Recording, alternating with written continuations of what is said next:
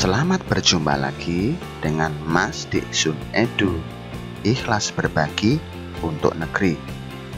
Sebelum kita mempelajari video pembelajaran berikut ini, terlebih dahulu jangan lupa untuk tekan subscribe serta bunyikan lonceng untuk bisa mendapatkan update video pembelajaran terbaru dari kami.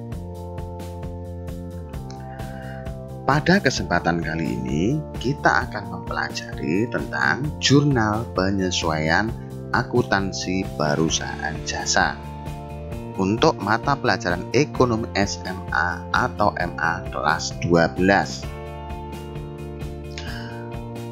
Untuk tahapan siklus akuntansi perusahaan jasa, setelah penyusunan neraca saldo pada satu periode akuntansi selesai dilakukan, beberapa saldo pada neraca saldo dapat langsung dipindahkan ke laporan keuangan. Tetapi ada juga beberapa saldo perkiraan tertentu yang masih harus disesuaikan dengan keadaan yang sebenarnya. Sehingga perkiraan ataupun akun-akun tersebut perlu disesuaikan dengan cara membuat jurnal penyesuaian.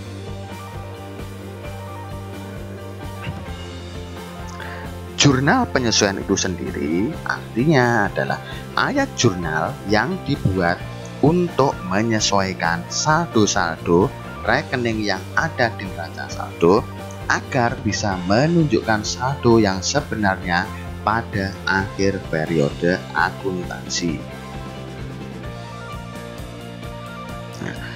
Adapun tujuan jurnal penyesuaian adalah agar setiap perkiraan real, khususnya perkiraan harta dan utang pada akhir periode menunjukkan jumlah yang sebenarnya.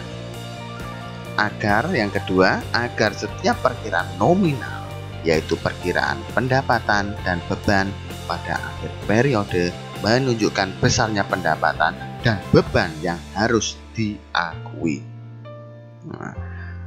Gambaran umum dari tujuan jurnal penyesuaian ini kadang secara pencatatan itu tidak sesuai dengan keadaan yang sebenarnya di lapangan. Oleh karena itu, diperlukan jurnal penyesuaian supaya keadaan di pencatatan itu bisa menggambarkan ataupun sesuai dengan keadaan yang sebenarnya. Adapun bentuk kolom jurnal penyesuaian adalah seperti ini. Seperti biasanya, kolom jurnal penyesuaian di baris pertama adalah nama perusahaan, kemudian jurnal penyesuaian, di bawahnya adalah per atau periode. Bentuk jurnal penyesuaian itu sama dengan jurnal umum. Kolom pertama itu ada kolom tanggal yang berisi tanggal terjadinya transaksi. Keterangan di sini diisi akun-akun yang berpengaruh terhadap jurnal-jurnal yang ada di penyesuaian. Kemudian ada kolom referensi, kemudian ada debit dan kredit yang diisi dengan sejumlah uang yang perlu disesuaikan. Tidak semua akun dibutuhkan jurnal penyesuaian. Ada akun-akun dasar ataupun unsur-unsur pokok dari jurnal penyesuaian. Jadi hanya ada beberapa akun yang dibutuhkan dalam jurnal penyesuaian. Beberapa unsur pokok dalam jurnal penyesuaian itu adalah yang pertama, penggunaan perlengkapan. Yang kedua, penyusunan aktiva tetap. Yang ketiga, unsur-unsur yang masih harus dilakukan atau accrual, antara lain pendapatan yang masih harus diterima dan beban yang masih harus dibayar. Yang keempat, pembayaran-pembayaran di muka atau prepayment. Ada beban dibayar di muka ataupun ada juga pendapatan diterima di muka. Ini adalah beberapa unsur-unsur pokok dalam jurnal penyesuaian. Berikutnya, kita akan bahas satu persatu unsur-unsur pokok dalam jurnal penyesuaian. Yang pertama adalah perlengkapan atau supplies. Perlengkapan merupakan berbagai unsur yang dibeli oleh perusahaan guna mendukung operasi perusahaan. Perlengkapan yang telah diperoleh akan digunakan, sehingga perlengkapan yang telah terpakai akan menjadi beban atau expense. Sehingga dalam penyesuaian perlengkapan ini nanti akan tertulis seperti ini. Tanggal di akhir periode 31 Desember dalam keterangan beban perlengkapan sebelah debit, perlengkapan sebelah kredit. Nilai debit dan kredit adalah sebesar yang terpakai. Untuk lebih jelasnya, kita ke contoh soal berikut ini. Tanggal 31 Desember, di neraca saldo tercatat saldo perlengkapan kantor senilai Rp750.000. Ternyata di akhir periode nilai perlengkapan kantor yang ada hanya Rp500.000. Hal ini menunjukkan bahwasanya antara pencatatan dan keadaan yang sebenarnya itu tidak sama. Salah satu penyebab mungkin ada beberapa pemakaian perlengkapan itu yang lupa tidak tercatat, sehingga di akhir periode ini nanti diperlukan jurnal penyesuaian. Perhitungannya seperti ini. Nilai perlengkapan harusnya Rp500.000, ternyata tercatat Rp750.000. Sehingga nilai yang tercatat harus disesuaikan dengan keadaan sebenarnya. Sehingga perlu dicatat adanya terjadinya pemakaian senilai Rp250.000. Hal ini bisa kita lihat bahwasanya dari nilai yang tercatat Rp750.000 harus disesuaikan dengan keadaan yang sebenarnya, yaitu Rp500.000. Sehingga nilai yang perlu disesuaikan yaitu Rp750.000 dikurangi Rp500.000, sehingga nanti menghasilkan penyesuaian senilai Rp250.000. Kalau kita tulis dalam jurnal penyesuaian itu seperti ini. Kolom pertama jangan lupa baris pertama jangan lupa untuk menyebutkan nama perusahaan, jurnal penyesuaian, periodenya. Kolom pertama adalah kolom tanggal, kita isikan tanggal. Kemudian baru di keterangan kita isikan sesuai dengan ketentuan tadi, bahwasanya pemakaian perlengkapan jurnalnya adalah debitnya beban perlengkapan, kreditnya perlengkapan. Nilainya adalah Rp250.000 sesuai dengan analisis yang sudah kita lakukan tadi. Berikutnya adalah penyusutan aktiva tetap atau depreciation. Penyusutan merupakan alokasi harga perolehan aset tetap selama usia ekonomis. Penyesuaian dilakukan untuk mengakui besarnya cost yang expired menjadi beban atau expense. Kita ketahui bahwasanya untuk aktiva tetap nilai di awal periode itu jelas akan tidak sama dengan di akhir periode. Nilai di awal periode dibanding dengan di akhir periode akan mengalami penyusutan, sehingga dibutuhkan jurnal penyesuaian. Jurnal penyesuaian yang terjadi untuk penyusutan aktiva tetap adalah seperti ini. Jurnal yang terjadi beban penyusutan sebelah debit, akumulasi penyusutan sebelah kredit. Ini masih saya kasih titik-titik karena disesuaikan dengan konteks soal yang akan kita kerjakan.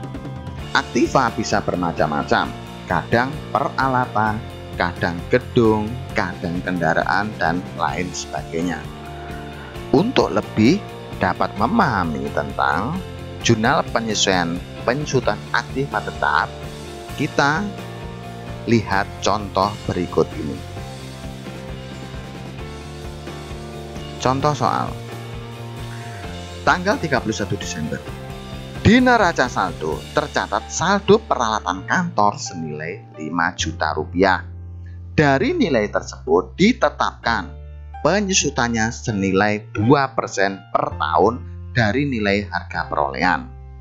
Jadi perusahaan menurut keterangan soal ini, dia sudah bisa memprediksi bahwasanya peralatan kantornya nilainya akan menyusut 2% per tahun.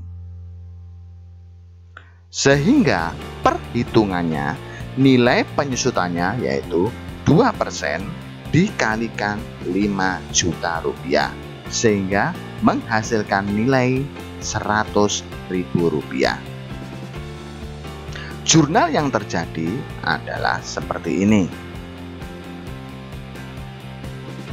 Beban penyusutan peralatan kantor sebelah debit senilai 100.000 rupiah, kreditnya adalah akumulasi penyusutan peralatan kantor senilai 100.000 rupiah.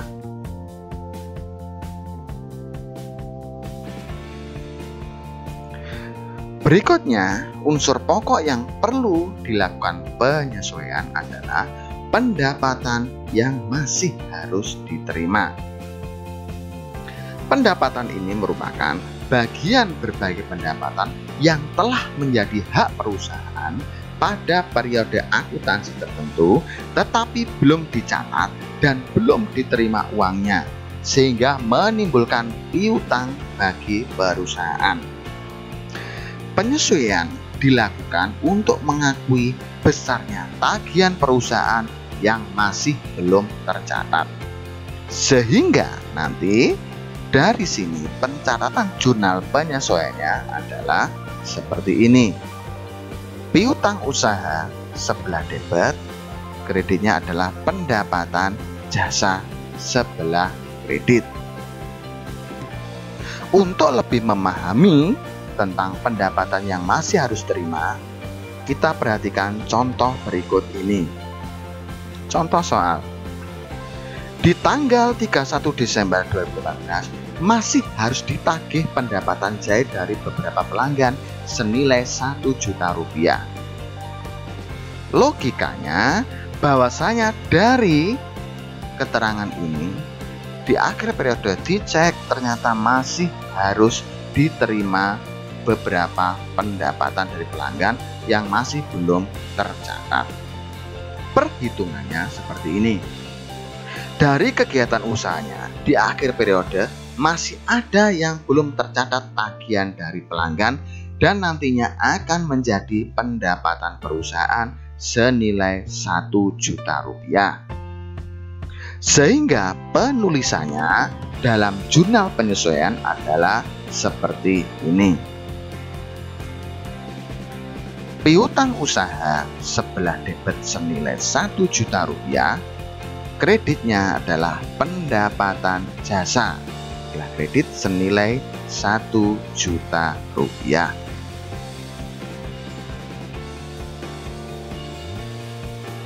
Unsur berikutnya adalah beban yang masih harus dibayar. Beban ini merupakan berbagai biaya yang telah menjadi biaya perusahaan sampai akhir periode akuntansi, tetapi belum dikeluarkan uang kasnya, sehingga menimbulkan utang bagi perusahaan. Penyesuaian dilakukan untuk mencatat besarnya tagihan perusahaan yang masih belum terbayar. Sehingga pencatatan dalam jurnal penyesuaiannya adalah sebagai berikut. Debitnya adalah beban, kreditnya adalah utang.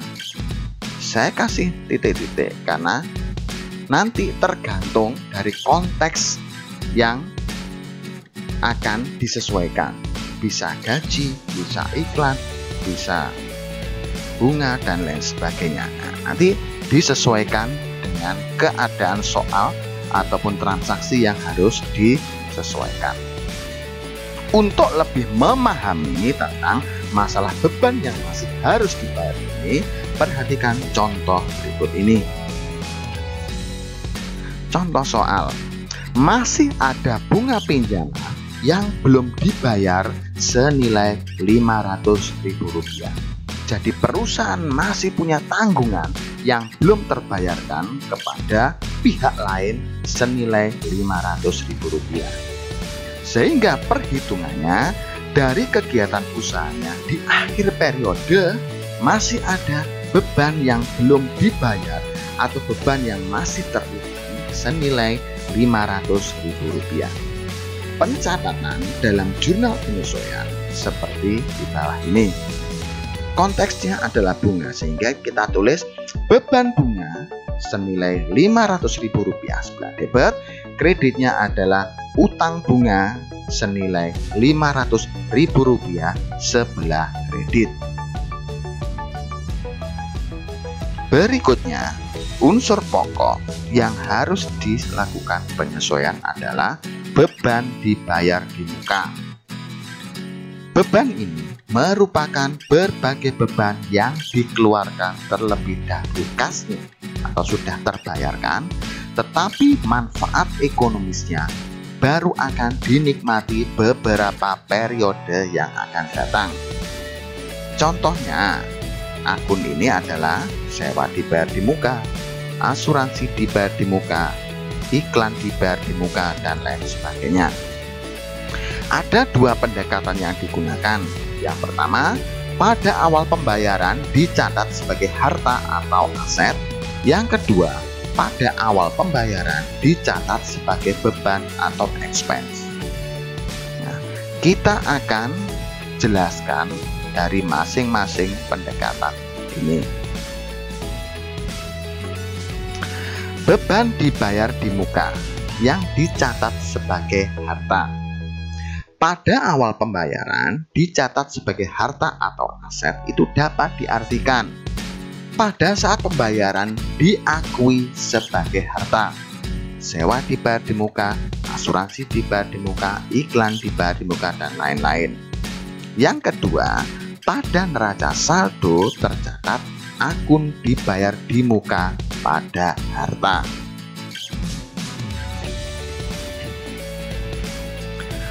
Dalam penjurnalan yang dilakukan dengan pendekatan harta ini dapat kita lakukan sebuah perumusan, yaitu H sama dengan B H H. Artinya pendekatan harta jurnalnya adalah beban, kemudian kreditnya adalah harta, dan nilainya adalah yang hilang atau yang telah terpakai. Nah, beban dibayar di muka yang sudah kita lakukan perumusan seperti ini, pencatatannya adalah seperti ini. Seperti yang sudah sedikit kita singgung tadi, bahwasanya artinya dengan pendekatan harta, maka debitnya adalah beban. Debitnya beban, kemudian kreditnya adalah harta tadi, yaitu yang dibayar di muka setelah kredit. Nilainya adalah yang terpakai atau yang sudah hilang atau yang telah jatuh tempo. Sehingga dalam penjurnalan tertulis beban kreditnya titik-titik dibayar di muka.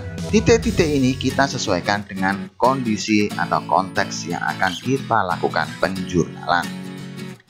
Untuk lebih memahami tentang beban dibayar di muka, perhatikan contoh soal berikut ini.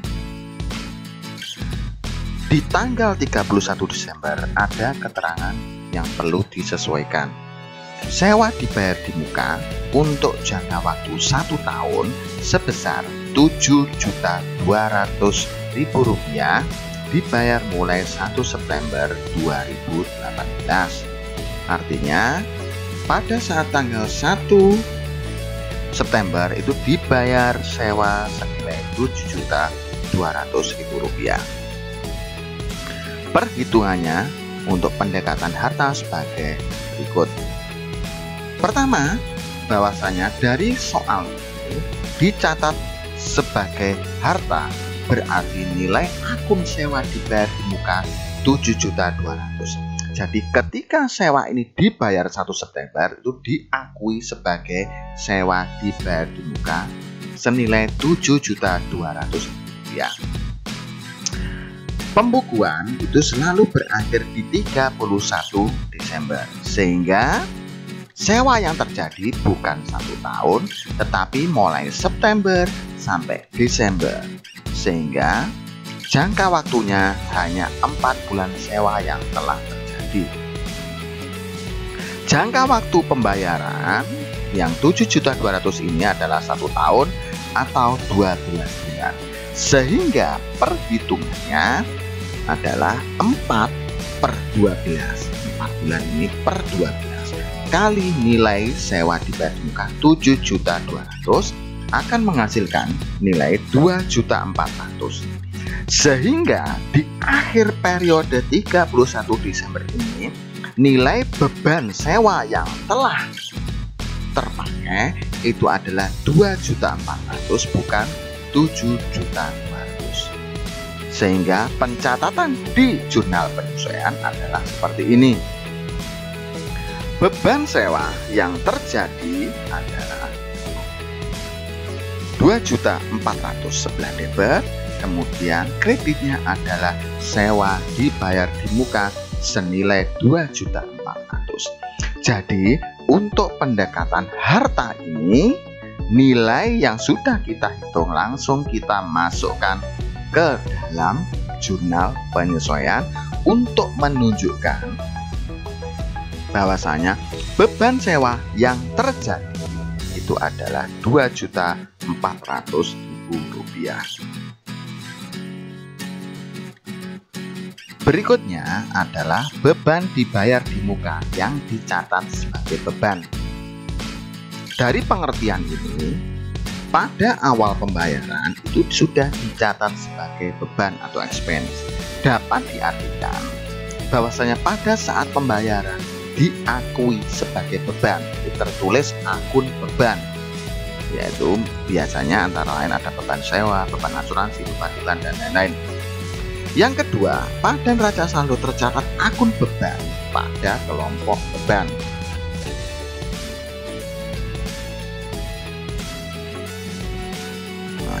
Dari pendekatan beban ini bisa kita peroleh perumusan sebagai berikut. BHBB artinya pendekatan beban itu adalah jurnalnya adalah harta sebelah debit, beban sebelah kredit, nilainya adalah yang belum hilang atau belum terpakai.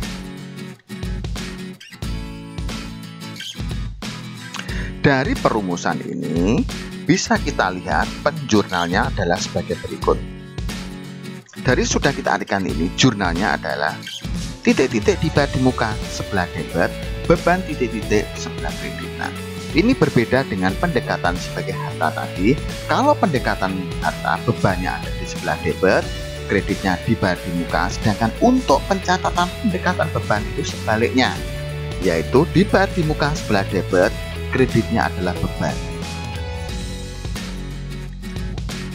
Untuk lebih memahami tentang pendekatan beban, perhatikan contoh soal berikut ini. Tanggal 31 Desember, iklan dibayar untuk jangka waktu 1 tahun sebesar Rp7.200.000. Dibayar mulai 1 September 2018. Nah, perhitungannya sebagai berikut. Dari konteks soal ini, karena pendekatannya beban, ya, pada saat pembayaran tanggal 1 September dicatat sebagai beban. Berarti ada nilai akun beban iklan senilai 7.200.000. Beban iklan 7.200.000. Jangka waktunya karena akhir pembukuan itu 31 Desember, jadi iklan yang harusnya jatuh tempo itu adalah sebesar September sampai Desember, yaitu 4 bulan.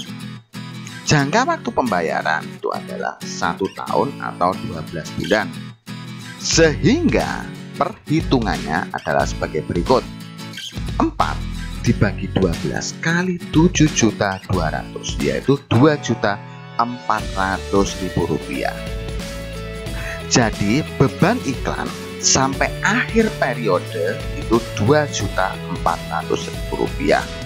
Padahal di awal pembayaran sudah tertulis akun beban iklan 7.200.000, sehingga nantinya nilai 7.200.000 supaya bisa jadi 2.400.000 harus dikurangkan nilainya, sehingga beban iklan yang belum terpakai adalah 7.200.000 dikurangi 2.400.000 akan menghasilkan 4.800.000. Sehingga jurnal untuk pendekatan beban adalah sebagai berikut. Iklan dibayar di muka 4.800.000, beban iklan 4.800.000. Sehingga dari penyesuaian ini nantinya di akhir periode ini beban iklan yang terjadi bukan 7.200.000, tapi nanti di akhir akan tertulis 2.400.000, karena 7.200.000 ini akan dikurangi 4.800.000 nanti akan menghasilkan 2.400.000. Sehingga khusus untuk pendekatan beban ini, nilai yang sudah terhitung harus dikurangkan dengan nilai pencatatannya. 7.200.000 dikurangi 2.400.000 menghasilkan 4.800.000, langsung dimasukkan ke dalam kolom jurnal penyesuaian. Berikutnya, unsur yang perlu dilakukan penyesuaian adalah pendapatan diterima di muka.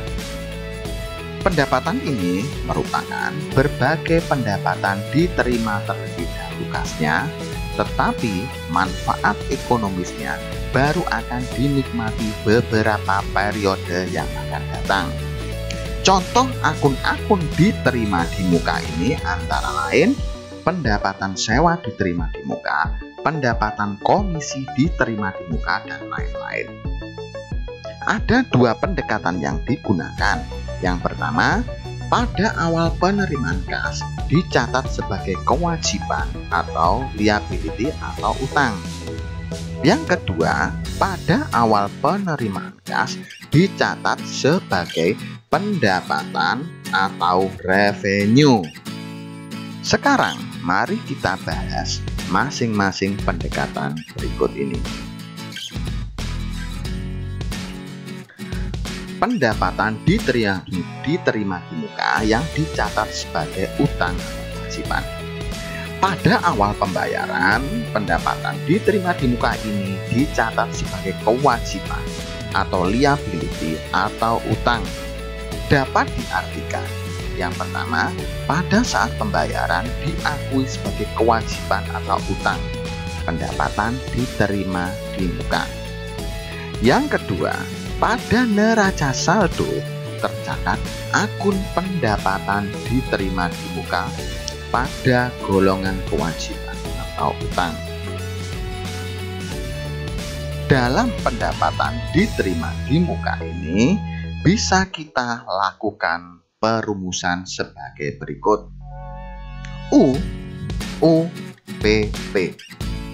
Artinya, dengan pendekatan utang ini, maka penjurnalannya dilakukan adalah utangnya sebelah debit, kreditnya adalah pendapatan, dan nilainya adalah pendapatan yang menjadi hak perusahaan. Dari perumusan tersebut bisa kita dapatkan sebuah penjurnalan untuk pendapatan diterima di muka yang dicatat sebagai utang. Penjurnalannya adalah sebagai berikut. Dengan pendekatan utang, maka debitnya adalah utang pendapatan akun yang terjadi itu namanya pendapatan diterima di muka. Utangnya, kreditnya adalah pendapatan sebelah kredit. Nilainya adalah yang telah menjadi hak perusahaan. Ini seperti ini, saya tulis di titik ini, nanti disesuaikan dengan konteks permasalahan penyesuaian yang akan kita lakukan. Untuk lebih memahaminya, perhatikan contoh soal berikut ini. Ada penyesuaian berbunyi seperti ini. Diterima pendapatan sewa untuk masa 1 tahun sebesar 18 juta rupiah yang diterima tanggal 1 Oktober 2018. Dari konteks permasalahan ini, perhitungannya adalah karena pendekatan sebagai utang, maka pencatatan ketika menerima uang 18 juta ini diakui sebagai akun sewa diterima di muka senilai 18 juta rupiah. Seharusnya masa penerimaan yang menjadi hak perusahaan itu bukan 1 tahun, tetapi dari Oktober sampai akhir Desember. Jadi Oktober sampai Desember yaitu sekitar 3 bulan. Jangka waktu penerimaan yang harusnya sepenuhnya nanti menjadi hak perusahaan adalah 1 tahun atau 12 bulan. Sehingga nilai perhitungannya adalah 3/12 kali 18 juta rupiah akan menghasilkan 4 juta rupiah, 4.500.000 rupiah. Nah, dari perhitungan ini bisa kita dapatkan informasi bahwasanya penerimaan yang real yang harusnya menjadi hak perusahaan itu adalah 4.500.000 rupiah, bukan 18 juta. Nanti 18 juta pada saat sudah berlaku 1 tahun. Ini masih 3 bulan, maka yang menjadi hak perusahaan adalah 4.500.000. Sehingga pencatatan dalam jurnal penyesuaian adalah seperti ini. Karena namanya sewa, tapi kita tulis sewa diterima di muka senilai 4.500.000 rupiah sebelah debit. Kreditnya adalah pendapatan sewa senilai 4.500.000 rupiah. Dari pendekatan utang berarti dapat kita ambil sedikit garis lurus bahwasanya nanti nilai uangnya adalah yang sudah adalah nilai real yang kita hitung ini 4.500.000, langsung kita masukkan ke dalam kolom jurnal penyesuaian.